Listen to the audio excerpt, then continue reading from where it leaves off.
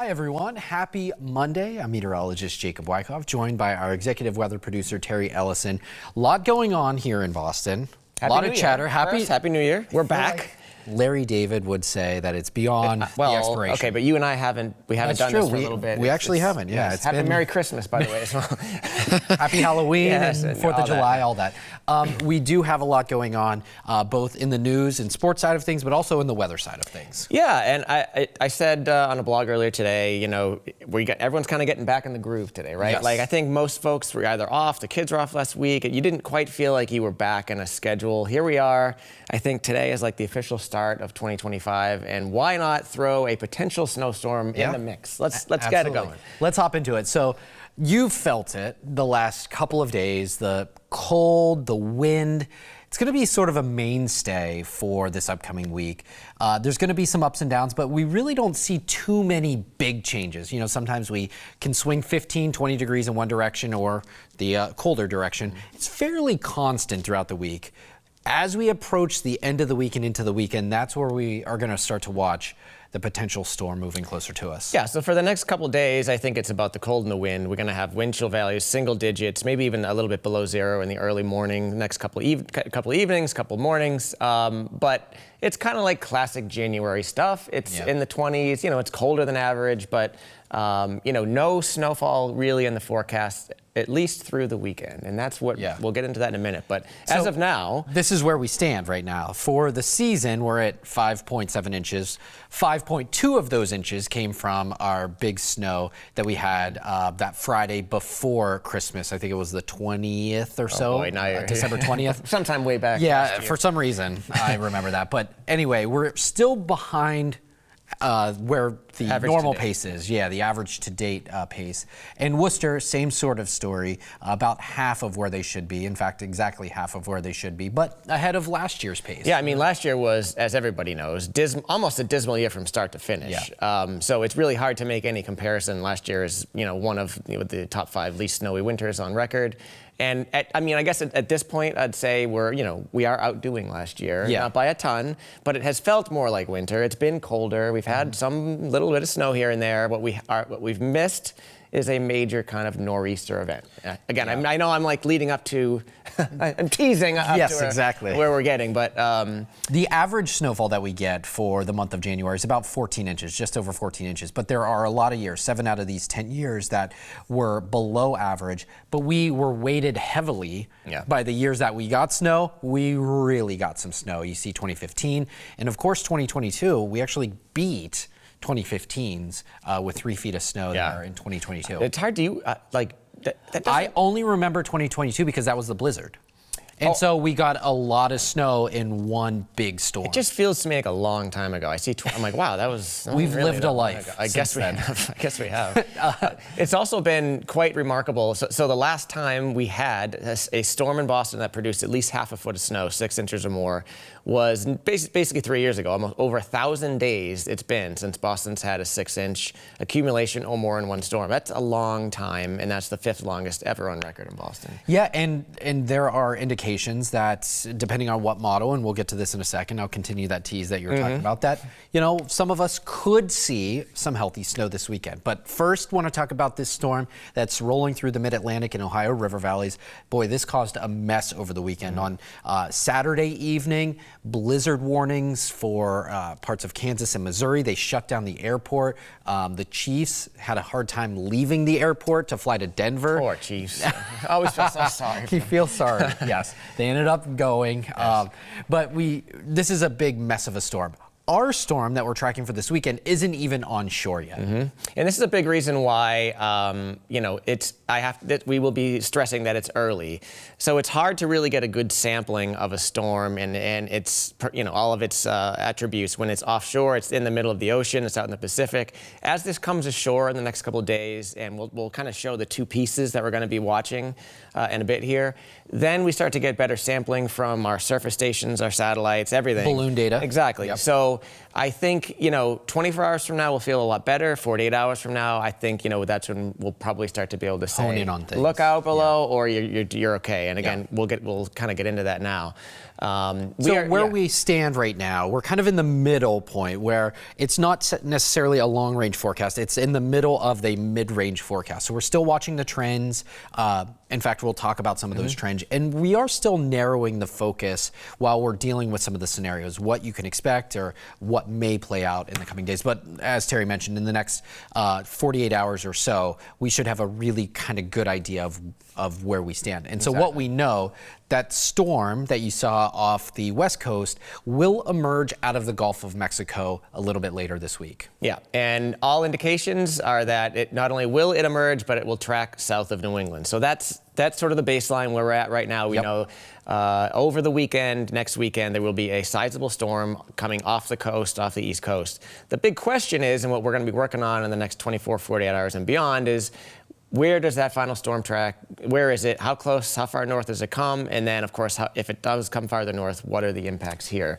And so I know there's a lot in the working on column, but it's just the way it goes 5 or 6 days out from a storm. Absolutely. And miles matter when it comes to these type of storms, where it could mean the difference between a lot of snow or missing completely. So here are the different scenarios that we're watching.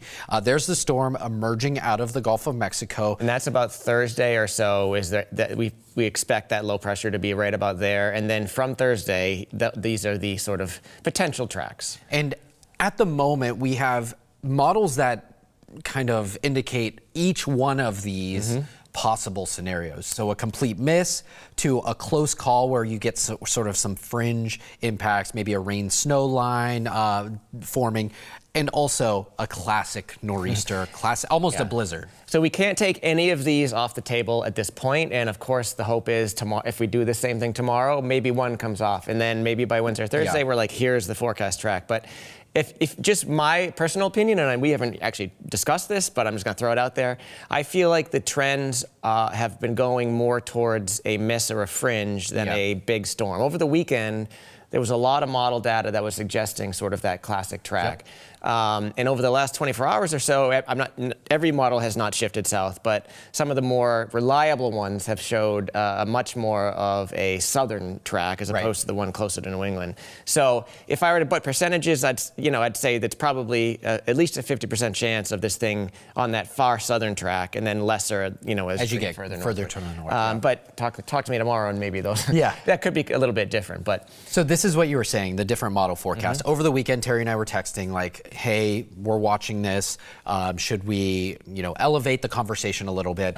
When we talked, it was both models that we watch, or a few of them that we watch, pretty good consensus. The consensus has spread a little bit, and the trend has brought those little just L's. Before we show that, so these L's represent basically the storm center, the center of the storm, and each of them are different. When we run these weather models, they run several different variations. The European has 50 or so different model runs. The GFS has 25 different ensemble runs.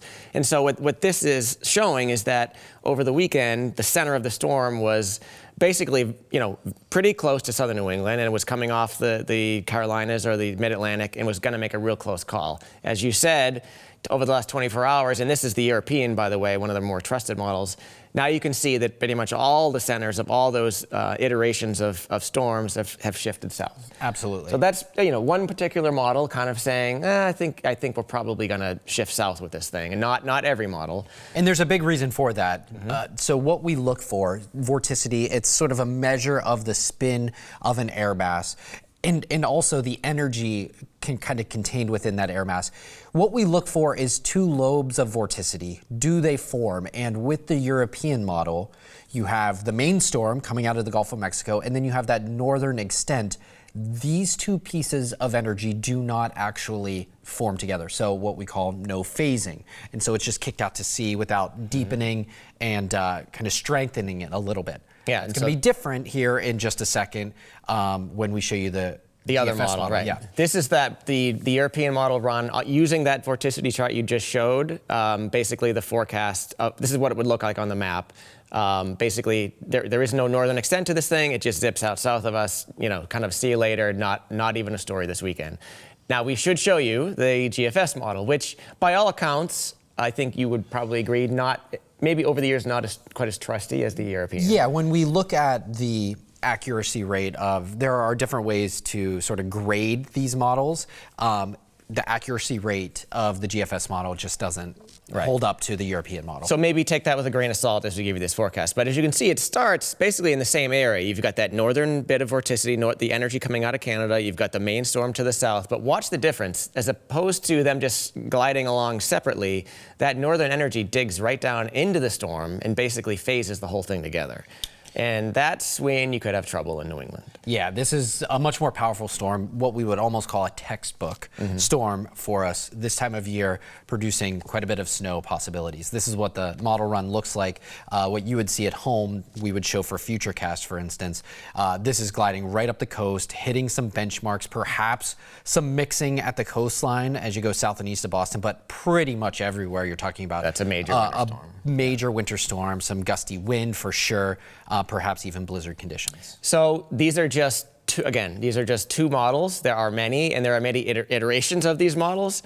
I definitely would weight the European solutions stronger than the GFS. Again, at this point, I'd say there's probably a 50-50 shot or higher that it's a complete miss. And this particular solution, this scenario, is probably somewhere in the 10 to 20% range. Right. But it's still a possibility, and something that on a Monday before the weekend we want to just kind of make you aware of. Absolutely, and this is honestly where people like myself and Terry, we don't just read from one specific model. We look at the totality of the models, and then we add our experience on top of that to create a forecast. And you know, here at WBZ, we don't just pull from a single model and that is the absolute forecast. So that is why, you know, we take so much time going over the details so that we can communicate those details to you guys. So what to expect over the next 48 hours or so, we're going to be narrowing the focus, as you mentioned, maybe getting rid of some of those model solutions that we don't necessarily agree with. But looking at everything and narrowing the focus of what we can expect. Yeah, and I think if the storm is going to come farther north and there is going to be snow here, I think you can probably say by Thursday evening, typically about 48 hours out is when we would put the first snowfall numbers out. Again, there may be no numbers for the storm, but Thursday would be the day to target. You know, by then I feel like we would have a much better idea on details. And then, of course, Friday into the weekend, it's just refining timelines and when the first snowflakes fall, when this gets out of here, wind gusts, forecasting the peak of those. So yeah, by Friday, the details are arriving. We should mention that this is like sort of a later Saturday into Sunday event. So that is why we have that alert possible. When we feel more confident that this rises to a next weather alert, we will certainly hoist that. But at the moment, we're watching that time frame very closely. That's Saturday into Sunday. This could be significant snow. This could be a swing and a miss. Yeah, and the one thing that I can guarantee is just knowing myself and knowing our team is that every run of every model between now and this weekend will be poured over in detail by yourself, by me, Eric, Jason, Alyssa, the whole team that's going to be in. Trust me, even when we're home on the weekend, we know the times the runs come in and we're refreshing and we're like, okay, you just got to, you know, it's important to keep up on every run and the trend. So the group chat was busy this weekend. Exactly. Yeah. So we are going to be on it, and as soon as we know, you will know. And my guess is we'll probably be back on at some point tomorrow to give you an update. Yeah, so Eric will have the latest this evening at 5 p.m. and tonight when a new model comes in. And, you know, we're going to be around here this week. So we'll be hanging around. Yeah, stay tuned for that. But we appreciate you tuning in on this Monday afternoon. As always, be safe and enjoy the week.